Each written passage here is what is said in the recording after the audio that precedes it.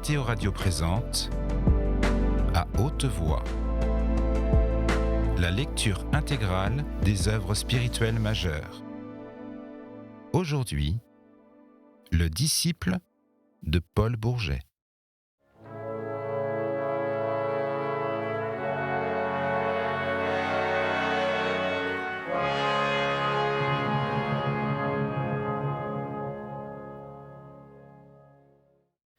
Je m'étais mise à ma table pour lui écrire une lettre d'adieu. Je la vis lisant cette lettre, et cette question se posa soudain à moi. Que fera-t-elle ? Était-il possible qu'elle ne fût pas remuée par cette annonce de mon suicide possible ? N'allait-elle pas se précipiter pour l'empêcher ? Oui, elle courrait à ma chambre. Elle me trouverait mort, à moins que je n'attendisse pour me tuer l'effet de cette dernière épreuve.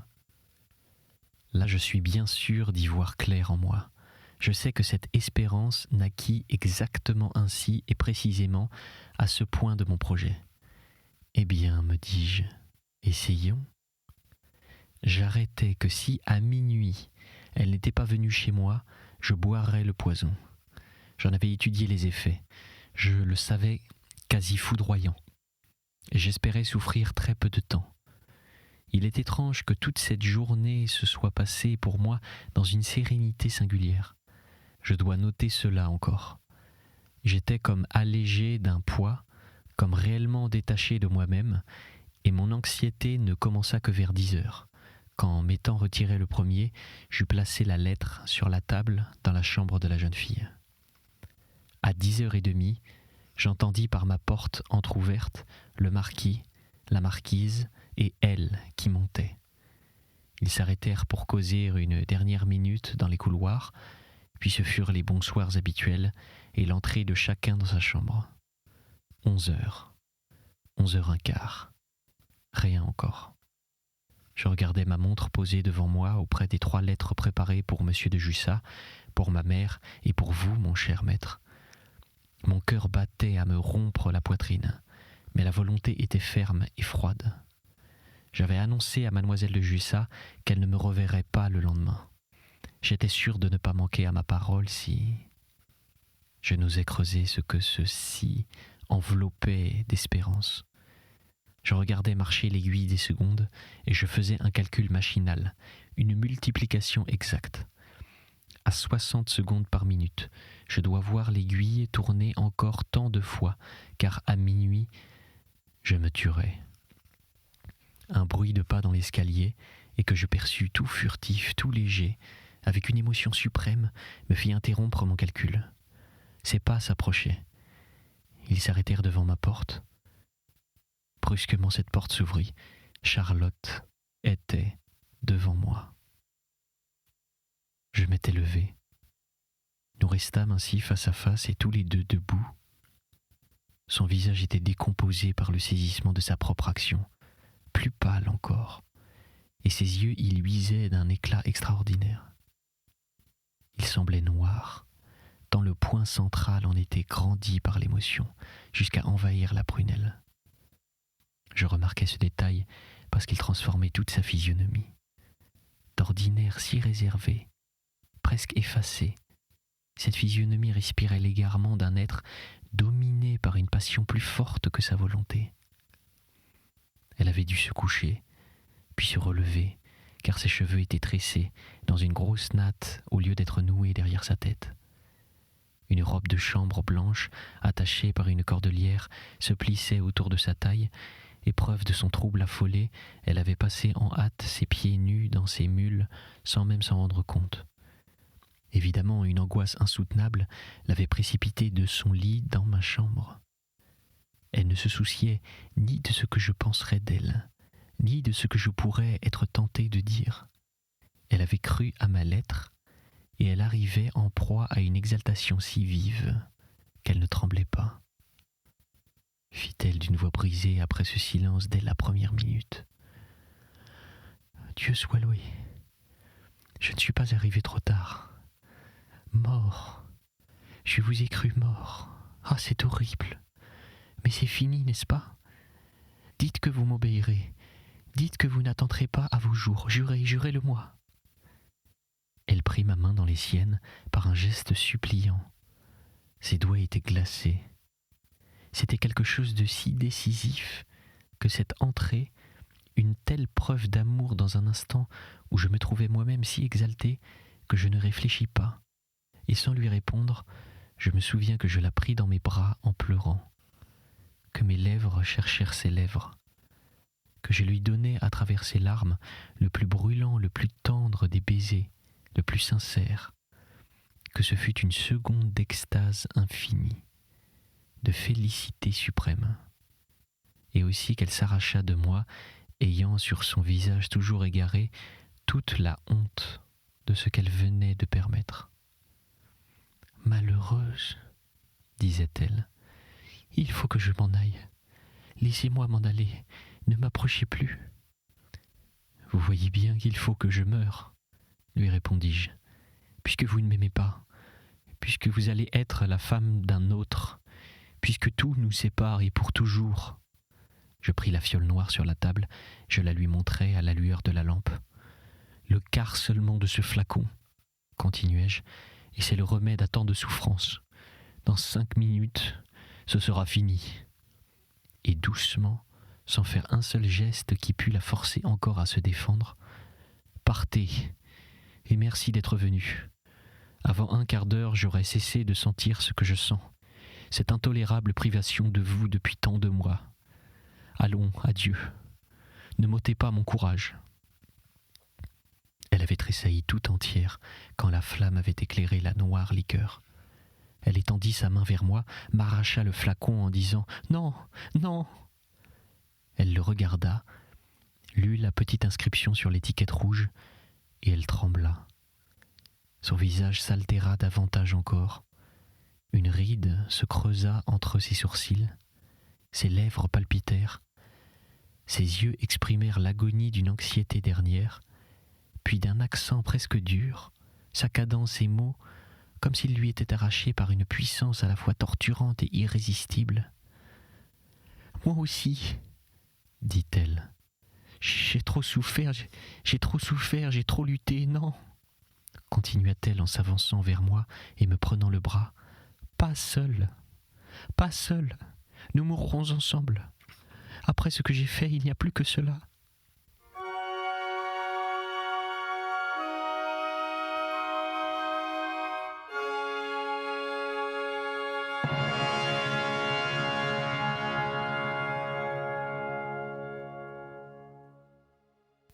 Elle fit le geste de porter la fiole à ses lèvres. Je la lui enlevai, et elle, avec un sourire presque fou, « Mourir, oui, mourir là, près de vous, avec vous !» Et elle s'approchait encore, posant sa tête sur mon épaule, si bien que je sentais contre le bas de ma joue la soie fine de ses cheveux. « Ainsi, il y a si longtemps que je vous aime, si longtemps. Je peux bien vous le dire maintenant, puisque je paye ce droit de ma vie. Vous voulez bien me prendre avec vous, nous en aller ensemble tous deux. » « Oui, » lui répondais-je. « Ensemble. Nous mourrons ensemble, je vous le jure, mais pas tout de suite. Ah, laissez-moi le temps de sentir que vous m'aimez. » Nos lèvres s'étaient unies de nouveau, mais cette fois, elle me rendait mes baisers. Je la serrai contre moi. Je la sentis qui défaillait sous cette étreinte. Je l'entraînai jusqu'à mon lit, ainsi enlacée à moi, et elle s'abandonna tout entière. Ah, ce furent de ces baisers où l'extase de l'âme en débordant sur tout le corps donne à la fièvre des sens l'ardeur d'un élan spirituel, où le passé, le présent, l'avenir s'abolissent pour ne plus laisser de place à rien qu'à l'amour, à la douloureuse, à l'enivrante folie de l'amour. Cette frêle vierge, cette vivante statuette de Tanagra était à moi dans son innocence. Elle m'appartenait sans se défendre, avec une passivité d'hypnotisé. Et il me semblait que cette heure, en effet, n'était pas vraie, tant elle dépassait les forces de mon espérance, presque celles de mon désir. jour adouci que jetait la flamme de la lampe et celle du feu à demi éteint, la délicatesse de ses traits amaigris, sa pâleur consumée, ses cheveux maintenant épars, la faisaient ressembler à une apparition, même dans ce don physique de sa personne qu'elle me livrait comme une sacrifiée. C'est avec une voix de fantôme qu'elle me parlait, me racontant la longue histoire de ses sentiments. Elle disait comme elle s'était éprise presque au premier regard, et sans même s'en douter, puis comment elle avait souffert de mes tristesses et de ma confidence, puis comme elle avait rêvé d'être mon amie, une amie qui me consolerait doucement, puis la lumière affreuse que ma déclaration dans la forêt avait soudain jetée sur son cœur, et qu'elle s'était jurée de mettre un abîme entre nous. Elle me racontait ses luttes quand elle recevait mes lettres, et ses vaines résolutions de ne pas les lire, et ses fiançailles désespérées, afin que tout fût irrémédiable, et son retour et le reste. Elle trouvait pour me révéler le secret roman de sa tendresse, de ces phrases pudiques et passionnées qui tombent du bord mystérieux de l'âme comme les larmes tombent du bord des yeux.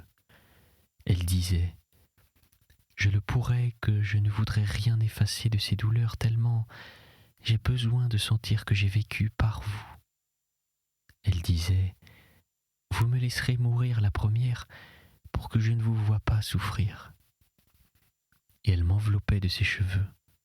Et c'était sur ce visage que j'avais connu si maître de lui une extase de martyr, une joie comme surnaturelle, avec un fond de douleur, une exaltation mêlée de remords, quand elle se taisait, serrée à moi, absorbée en moi, nos bouches unies, nos bras liés, nous pouvions entendre le vent qui tournait, mélancolique autour des fenêtres closes, et ce château endormi avec son silence paisible.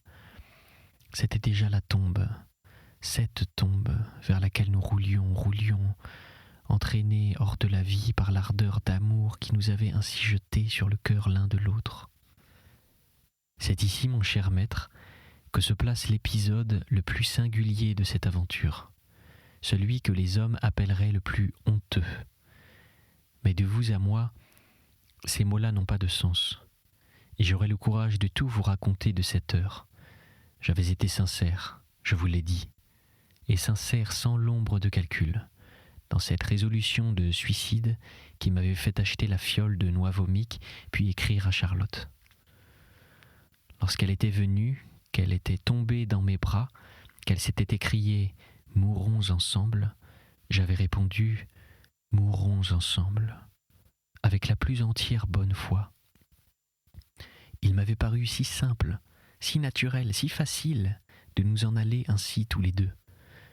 Vous qui avez écrit en des pages si fortes la vapeur d'illusion soulevée en nous par le désir physique, ce vertige du sexe dont nous sommes pris comme d'un vin, vous ne me jugerez pas monstrueux d'avoir senti cette vapeur se dissiper avec le désir, cette ivresse s'en aller avec la possession. Au milieu de cette nuit de folie, une heure arriva où, lassée de caresses, moi alangui de volupté, elle épuisée d'émotion, nous nous laissâmes aller à nous reposer l'un près de l'autre. Nous nous taisions. Charlotte avait posé sa tête sur ma poitrine. Elle fermait ses yeux, brisée par l'excès des sensations subies. Je me souviens. Je la regardais et je me sentais, sans savoir comment, retomber de mon âme exaltée et frénétique d'avant le bonheur à cette âme réfléchie, philosophique et lucide qui avait été la mienne autrefois et que le sortilège du désir avait métamorphosée. Je regardais Charlotte, et cette idée s'emparait de moi que dans quelques heures, ce corps adorable, animé en ce moment de toutes les ardeurs de la vie, serait immobile, glacé, mort. Morte, cette bouche fine qui frémissait encore de mon baiser. Mort, ces beaux yeux abrités sous leurs tremblantes paupières pour mieux retenir leurs rêves. Morte, cette chair à qui je venais de révéler l'amour. Morte, cette âme à moi, pleine de moi, ivre de moi. Je répétais mentalement à plusieurs reprises cette syllabe, morte, morte. et ce qu'elle représente de subit écroulement dans la nuit, d'irréparables chutes dans le noir. Le froid, le vide me serra soudain le cœur.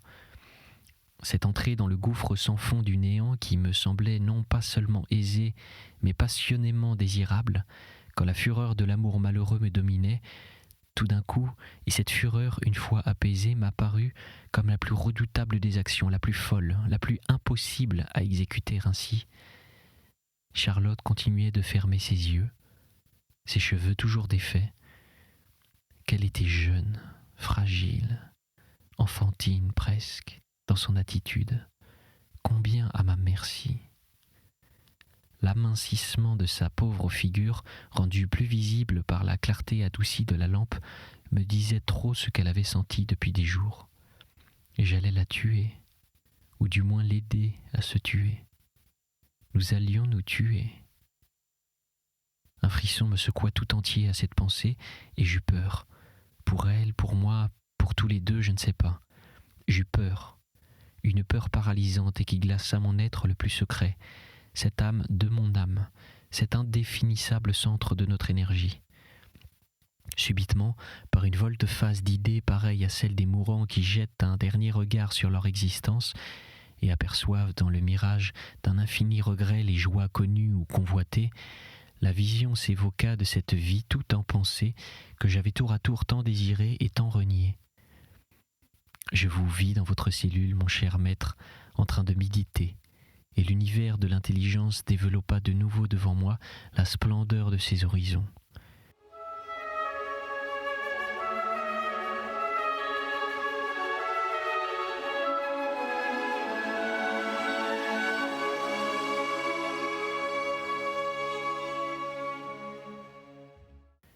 Mes travaux personnels, si négligés depuis quelque temps, ce cerveau dont j'avais été si fier, ce moi cultivé si complaisamment, j'allais sacrifier tous ces trésors. À la parole donnée, eussé-je dû répondre, à un caprice d'exaltation, répondis-je. À la rigueur, ce suicide avait une signification tout à l'heure, quand d'être à jamais séparé de Charlotte me bouleversait de désespoir. Mais maintenant, nous nous aimions, nous étions l'un à l'autre. Qui nous empêchait libres et jeunes, tous deux, de fuir ensemble si au lendemain de cette nuit d'ivresse, nous ne pouvions supporter l'absence? Cette hypothèse d'un enlèvement fit surgir dans ma mémoire l'image du comte André. Pourquoi ne pas noter cela aussi? Un chatouillement enivrant d'amour-propre me courut sur tout le cœur à ce souvenir. Je regardai Charlotte de nouveau, et je me sentis cette fois rempli du plus farouche orgueil. La rivalité instituée autrefois par ma secrète envie entre son frère et moi se réveilla dans un sursaut de triomphe. Il y a un proverbe célèbre qui dit que tout animal est triste après la volupté. Omne animal.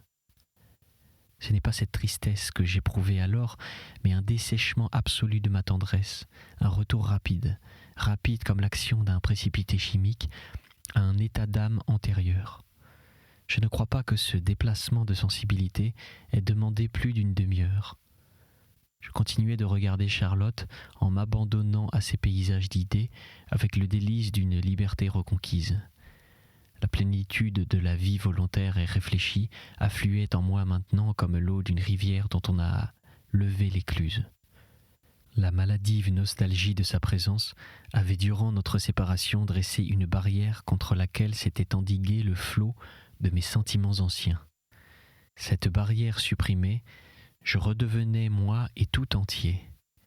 Elle, cependant, s'était assoupie peu à peu. J'entendais son souffle égal et léger. Puis brusquement un grand soupir, et elle s'éveilla. « Ah !» me dit-elle en me serrant contre elle d'une façon presque convulsive. « Vous êtes là, vous êtes là. J'avais perdu connaissance. J'ai rêvé. Ah, quel rêve! J'ai vu mon frère qui marchait sur vous. Dieu, l'horrible rêve !» Elle me donna de nouveau un baiser, et comme sa bouche était près de ma bouche, l'heure sonna. Elle écouta le tintement de la pendule, et compta jusqu'à 4. 4 heures, dit-elle. Il est temps. Adieu, mon amour. Encore adieu. Elle m'embrassa de nouveau. Sa physionomie était redevenue calme, dans son exaltation presque souriante. « Donne-moi le poison », dit-elle d'une voix ferme en me tutoyant pour la première fois. Je restai immobile sans lui répondre. « Tu as peur pour moi ?» reprit-elle. « Va, je saurai mourir. Donne. » Je me levai du lit toujours sans répondre. Elle s'était mise sur son séant et joignait ses mains sans me regarder. Priait-elle ? Était-ce le dernier effort de cette âme pour arracher d'elle cet amour de la vie qui pousse de si profondes racines dans un être de 20 ans ? Je vous donnerai la mesure de mon sang-froid quand je vous aurai marqué ce détail puéril, mais bien significatif. Je réparai en hâte le désordre de ma toilette en prévision d'éviter le ridicule dans la scène que je savais imminente, car ma résolution d'empêcher ce double suicide était maintenant absolue. J'eus le sang-froid encore de saisir la fiole brune sur la table et de la porter dans une armoire à la clé de laquelle je donnai un tour. Ces préparatifs auxquels elle ne prenait pas garde semblèrent sans doute longs à Charlotte, car elle insista en se tournant vers moi. « Je suis prête, » dit-elle. Elle vit mes mains vides. L'expression extatique de son visage se changea en une angoisse extrême et sa voix devint âpre pour répéter « Le poison! Donnez-moi le poison !» Puis, comme répondant à une pensée qui se présentait tout d'un coup à son esprit, elle ajouta fébrilement « Non, ce n'est pas possible. »« Non, » m'écriai-je en me jetant à genoux devant le lit et saisissant ses mains. « Non, tu dis vrai. Ce n'est pas possible. Je ne peux pas te laisser mourir devant moi, pour moi, t'assassiner. Je t'en supplie, Charlotte. Ne me demande pas de réaliser ce funeste projet. Quand j'ai laissé ce poison, j'étais fou. Je croyais que tu ne m'aimais pas. Je voulais me tuer. Ah, sincèrement. Mais aujourd'hui que tu m'aimes, que je le sais, que tu t'es donné à moi, non, je ne peux pas, je ne veux pas. Vivons, mon amour. Vivons, consens à vivre. Nous partirons ensemble si tu veux. Nous avons le droit de nous épouser, nous sommes libres. Et si tu ne veux pas, si tu te repens de ces heures d'abandon, eh bien, je souffrirai le martyre, mais je te le jure, ce sera comme si ce n'avait jamais été. Rien de moi ne gênera ta vie, mais t'aider à mourir, te tuer, toi, non, non, non, ne me le demande plus. Combien de temps lui parlais-je ainsi, et que lui dis-je encore ? Je ne sais plus. J'épiais sur son visage une émotion douce, une faiblesse de femme, un de ces oui du regard qui démente le non que prononce la bouche. Elle se taisait, les yeux fixés sur moi, et brillant cette fois d'un feu tragique. Elle avait retiré ses mains des miennes, croisé ses bras sur sa poitrine, et tout enveloppée de ses cheveux comme éloignée de moi par une horreur invincible, elle dit, lorsque je m'arrêtais de la supplier, « Ainsi vous ne voulez pas tenir parole ?»« Non !» balbutiai-je. « Je ne peux pas, je ne peux pas, je ne savais pas ce que je disais. » dit-elle avec un cruel dédain sur ses belles lèvres qui tremblaient. « Mais dites-moi donc que vous avez peur. Donnez-moi le poison. Je vous la rends pour vous, cette parole. Je mourrai seul. Mais de m'avoir attiré dans ce piège ainsi, lâche, lâche, lâche. Pourquoi je n'ai pas bondi sous cet outrage ? Pourquoi je n'ai pas pris de moi-même la fiole de poison ? Pourquoi je ne l'ai pas mise sur mes lèvres devant elle en lui disant « Regardez si je suis lâche ?» Je ne le comprends pas quand j'y songe, quand je me souviens de l'implacable mépris empreint alors sur ce visage. Il faut croire qu'en effet, à cette minute, j'avais peur, moi, qui maintenant marcherais à l'échafaud sans trembler, moi qui ai le courage de me taire depuis 3 mois en risquant ma tête. Mais c'est que maintenant une idée me soutient, une volonté froidement, intellectuellement conçue, au lieu que durant cette affreuse scène, c'était un désarroi de toutes les forces de mon âme entre mes sensations suraiguës de ces mois derniers et celles de l'heure présente, et m'asseyant sur le tapis où je venais de m'agenouiller, comme si je n'avais plus eu même l'énergie de me tenir debout, je remuai la tête et je dis « Non, non. Cette fois, ce fut elle qui ne répondit pas. Je la vis ramasser d'un geste ses beaux cheveux qu'elle tordit en nœuds faits à la hâte, assurer ses pieds dans ses mules, s'envelopper de sa robe blanche. Elle chercha des yeux le flacon noir à étiquette rouge, et ne le voyant pas sur la table, elle marcha vers la porte, puis sans même retourner sa tête, elle disparut, après m'avoir lancé de nouveau le mot terrible. « Lâche, lâche !» Je restais là, écroulé devant ce lit, dont le désordre me témoignait seul que je n'avais pas rêvé. Longtemps, longtemps. Soudain, une inquiétude effrayante m'étreignit le cœur. Si Charlotte, une fois rentrée chez elle, exaspérée comme elle était, oui, si Charlotte avait attenté à ses jours.